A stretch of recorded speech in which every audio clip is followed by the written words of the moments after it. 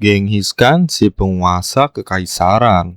Salah satu kisah paling fenomenal dalam kehidupan Genghis Khan adalah bagaimana ia bangkit dari seorang anak yang kehilangan segalanya menjadi penguasa kekaisaran terbesar yang pernah menyatu di daratan.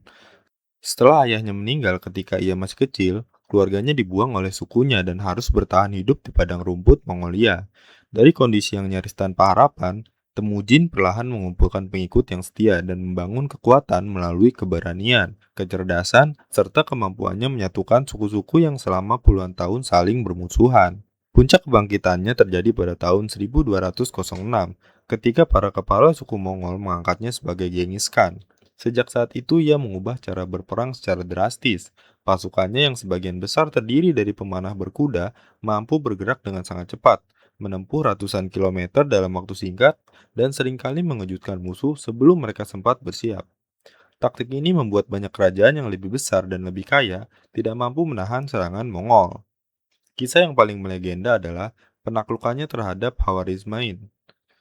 Kisah yang paling melegenda adalah penaklukannya terhadap Khawarazmian Empire. Awalnya Genghis Khan mengirim rombongan pedagang untuk menjalin hubungan dagang. Namun para pedagang itu ditangkap dan dibunuh oleh gubernur setempat.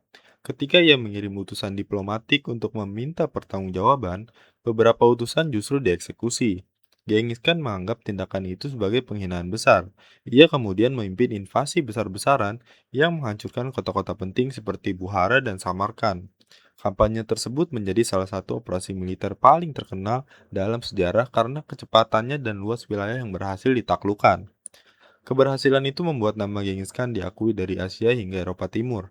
Banyak kerajaan menyerah tanpa perlawanan karena mendengar reputasi pasukan Mongol yang disiplin dan sulit ditaklukkan.